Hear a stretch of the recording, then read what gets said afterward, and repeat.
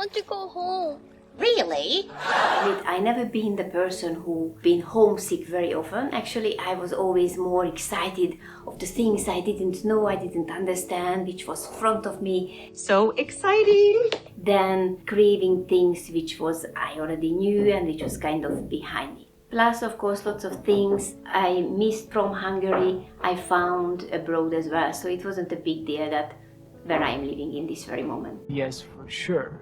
Of course, I didn't live all around the world, so all of these observations are kind of filtered through this kind of limited experience.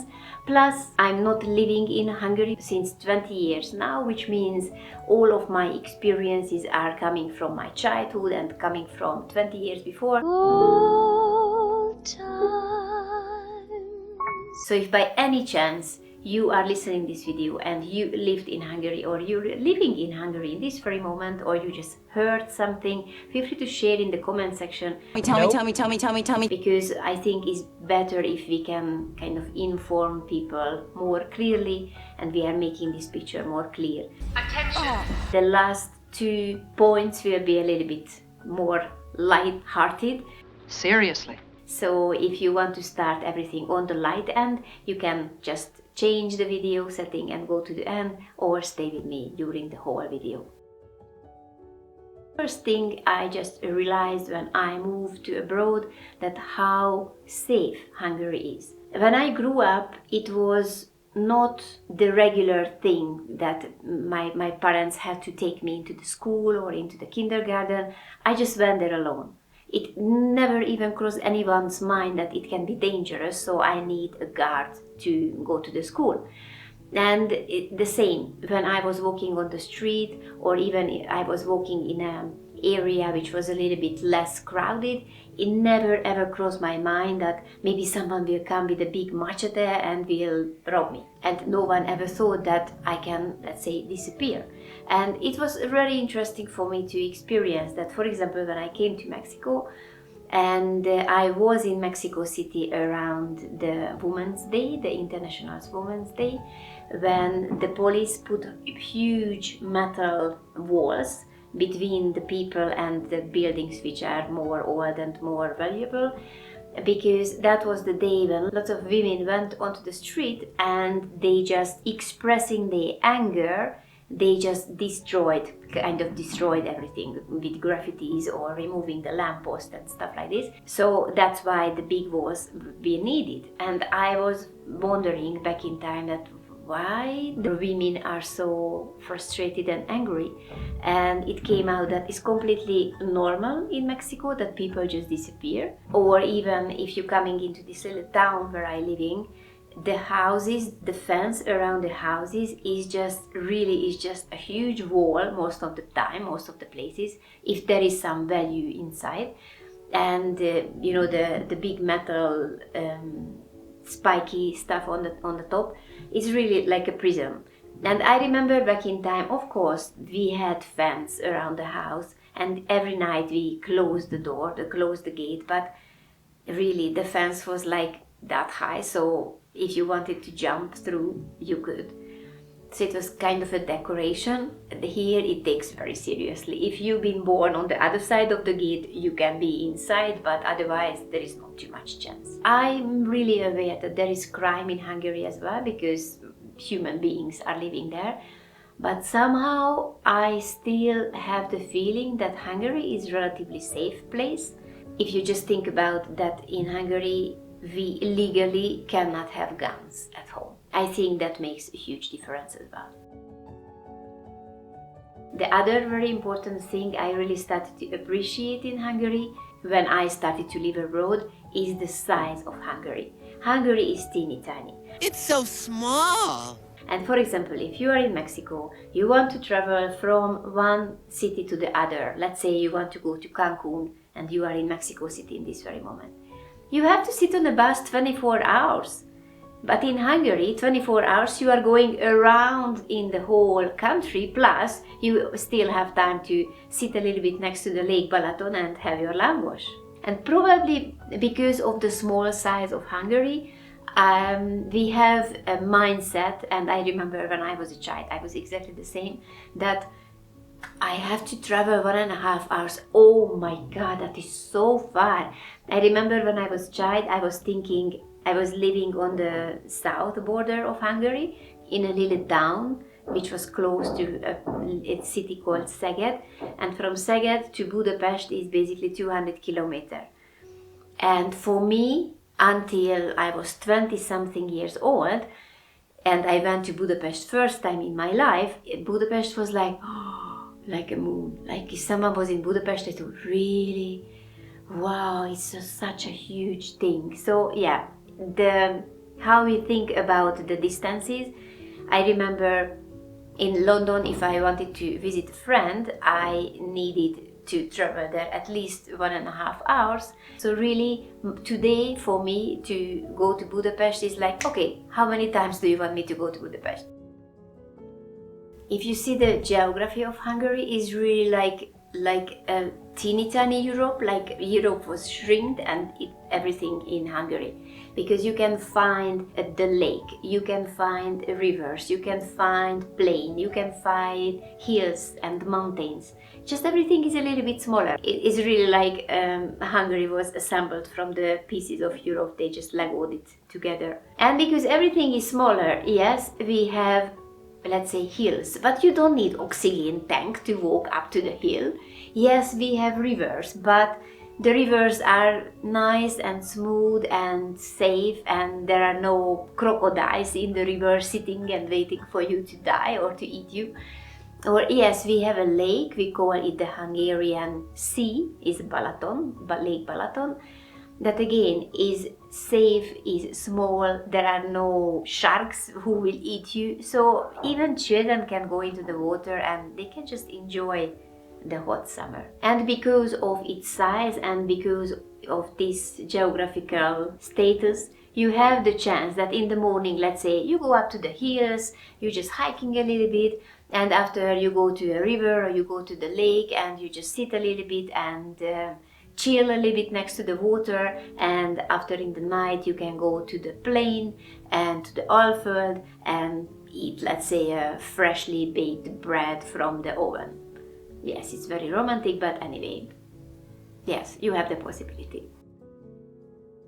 And I realized this as well when I was living in abroad, that how safe the nature in Hungary. We don't have volcanoes, we don't have earthquakes, we don't have tsunami, we don't have any of this. I was very surprised when people said here in this little town where I live, we had rain out of the blue. That was no rainy season. What happened? Oh, nothing, just a hurricane passed through the country, and yeah, it brought a little bit of extra rain for us. And I said, hurricane? I remember when I was a child and I was listening the story of the Wizard of Oz. When Dorothy, by a hurricane, she was transferred to another place of the world. I'm Dorothy Gale from Kansas. Oh. And I thought, oh, for me the hurricane was like something like something horrible, and people just die and the house is just floating out from Kansas and stuff like this. It was very interesting to experience when I was living in Guatemala and we had the earthquake, and of course that was a big mountain and one big piece of the mountain just fall down and went through the village, and of course destroyed some houses, some people died. And what was the reaction? Of course everyone was a little bit sad, but it was part of the life, and they just accepted the fact that people died because of this. And if tomorrow there is an earthquake, well, maybe some other people will die, or just not opening the window for 2 weeks because a volcano just erupted. So for me, really, when I grew up and when I was living in Hungary, everything, I knew all of these things just from the bedtime stories. And I've seen them in films, but I never crossed my mind that this is someone's reality. And now it is my reality, and sometimes I feel that the house is moving when I'm sitting in my room, and I thought, wow, okay, so now this is an earthquake, which I have to admit is still a little bit weird experiencing all of these things, because it's not natural for me. I didn't grow up in this. And still staying a little bit with this topic, the safety and with the nature, I remember back in time when I was thinking, well, where should I live? Where should I relocate? And I was really considering Australia. Australia? Because it's beautiful, it's lush, because there is big water, and I just thought, wow, that's an amazing place. Until I've seen a YouTube video, and someone just came out from his house, and on the wall there was a big caiman or something, a huge animal was sitting there. Or when I realized that the biggest and most venomous animals like spiders and snakes are living in Australia, I thought, well, I think it's better if I'm not moving here. And of course, since I'm living in Guatemala, in Mexico, in this part of the world, I already met with creatures I never met in Hungary. For example, when I've seen tarantula first time in my life, I was like, oh Jesus, what is this huge hairy thingy? But once I remember clearly, I was walking up on the stairs. I was walking into my room in the night, and a big tarantula just was sitting on the stairs, and of course I freaked out, and someone came and they lighted a little bit onto the tarantula, and this big animal, it was like a little girl, like just hiding, turning its face, its head towards the wall, and it was really intimidated.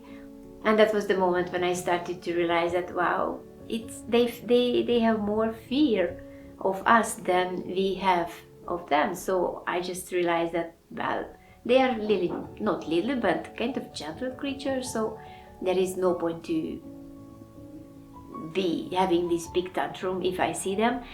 And in Mexico we have Scorpios. It's kind of normal that it's just appearing in your house, but the good thing in Scorpios that they never try to hide and kind of jump onto you and attack you.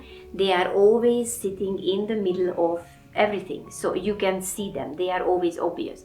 Of course, sometimes they find a place to live, like in your clothes or in your bed. Well, it's a bad choice, but most of the time, if you are walking in your house, you can see clearly that they are there, and you can do whatever you want. You can manage them regarding what is your custom. But yeah, basically in Mexico it's completely normal if someone appears with 1.5 size bigger head, and oh, what happened? Nothing, just a Scorpio bite my forehead in the night. So yeah, it's kind of the norm. About the next point, I can talk about in the context of London, because in London I've seen lots of Hungarian people, but in Mexico I know one or two, and we are not in a daily contact. But in London I've seen lots of Hungarian people, and how we been treated. We've been the hard workers. So for example, when I went to a job interview and it came out that I'm Hungarian, it was a good point, because people knew that Hungarian people can work very hard. And of course, again, it's not the true picture, because of course everyone who went into London, they went there because they wanted to earn more money, and of course they knew that they have to work hard to reach their goals. So it was a little bit of a selected group of people, but still we earned this label somehow. And I remember when I went to London first, and they told me that, Zsuzsa, you need to sit down a little bit because now you have your break. And I said, well, I'm not tired. Not need a break. Yes, you have to sit down because you already worked 4 hours, and now you have half an hour and you need to rest and whatever. So I remember clearly that I needed to learn that yes, we can have break, yes, we need to rest. And honestly, I never heard so many times than in London, okay, let's put the kettle on. Miriam, put the kettle on. Could you put the kettle on, please? Go and put the kettle on.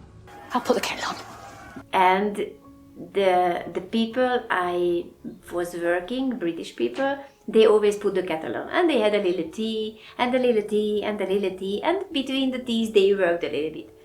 Now we are Hungarian people. If we think that I have a choice, if I have a choice that I can choose that, okay, I have 5 minutes break and after I continue, or I still have 2 hours work and after I can rest, we normally choose that, okay, let's go through these 2 hours, let's work, and after I can rest when I'm ready with everything. So yeah, I see it more clearly that we can be very tough sometimes. The next one probably is possible to experience if you go into small places, but in Hungary in general is the love language is the feeding. If you are Hungarian or if you've been in Hungary, probably you already realized when I went to the grandma place and they immediately say, "Oh, mamma mia, my son, you are so skinny. Come and eat a little bit." And eating a little bit, it means that you have the soup and you have the second course, the third, the fourth, the fifth, the 20th.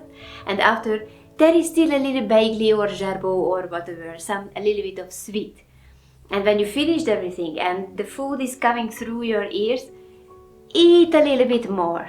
So it's really for us caring and looking after other people is very important and is really a love language for us Hungarian people. Honestly, when I was younger, sometimes I was a little bit annoyed because of this, because I know how much do I want to eat, leave me alone with these food things. But I have to say that I'm living abroad and I realize that this habit is in my genes, in my blood, and is impossible to remove. If someone comes to me, I look around and, oh my God, what can I give to you? Oh my God, what can I offer? What can I cook very quickly? Or what do I have at home? And I immediately, in a second, bam, food on the table. And I can give you what you need. So, well, is very Hungarian, very typical thing. And if we are already talking about food, let's stay a little bit at the table and talk about túrórudi and poppy seed. Yes, túrórudi probably is really it. This is what, if you know Hungarian people just a little bit, you know that túrórudi is like, it's something big for us. It's kind of almost like a Hungarian specialty. Mainly, I think, because it's really hard to find the type of cottage cheese which we use to make the túrórudi.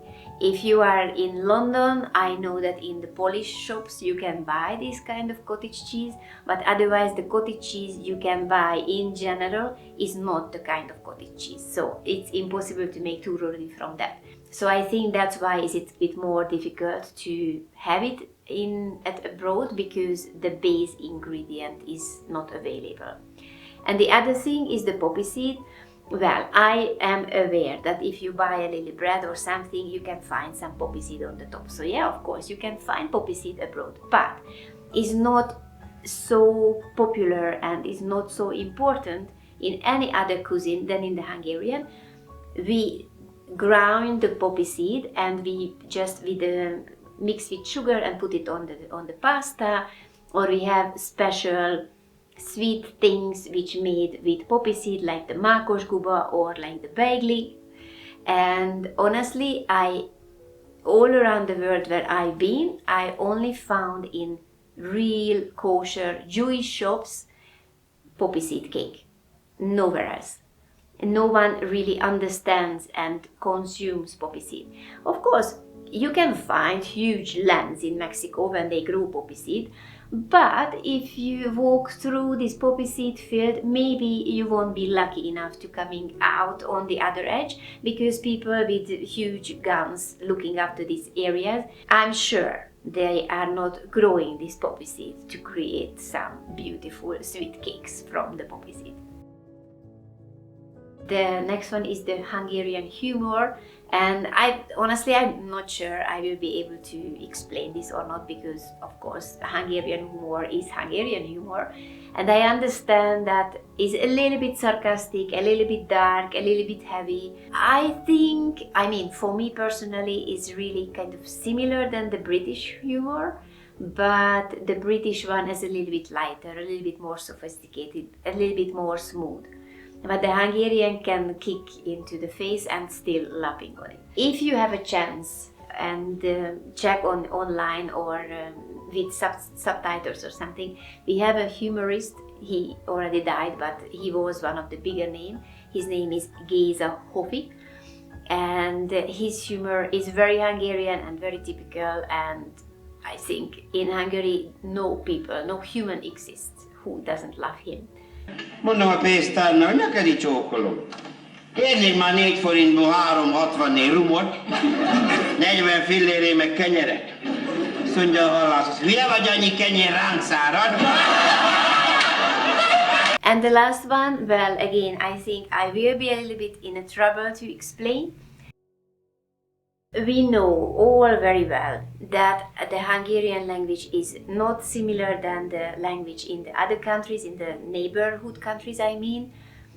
This language has a quite specific and unique grammar, and in many sense, I don't know, and honestly I really would love to listen to Hungarian language as a foreigner, but they say that the music of the language is like nothing else. So I don't know, I need to reborn again to be able to experience this. But for sure that I remember back in time when I was living in London, and I have a writer, a poet who is Hungarian, and I love him, Lajos Partinoid, this is his name, and I wanted to interpret one of his poems onto stage.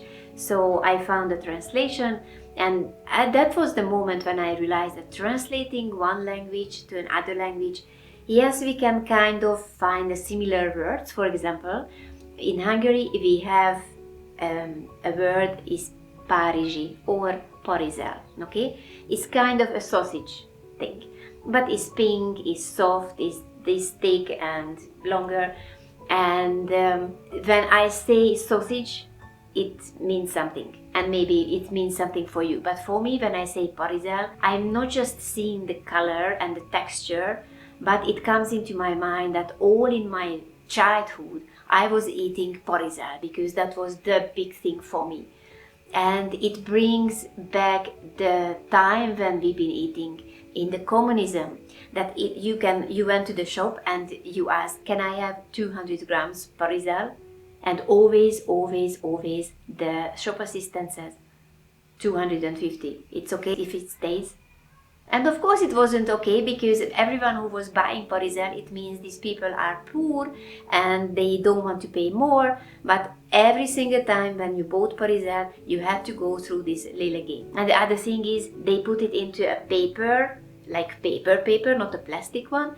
And I see that when people went to work in the construction, or even when I went to work in the office, it was in the paper, and I opened, I put in the kifli or into my sandwich, and it was really a very typical food of an era in Hungary. So it's not just the food, but when you say parizel, everything, the last 40 years comes into mind. And I'm sure it exists in every language, but it's really make me questionable how much is it possible to go through between the languages. So I think that's why it's kind of important to learn another language if you really want to know the other nation's culture. And when I was thinking about what to say about the Hungarian language for some people who are not Hungarian, and not just staying at the point that yes, Hungarian language is very difficult, I asked ChatGPT, and it's amazing what was the most important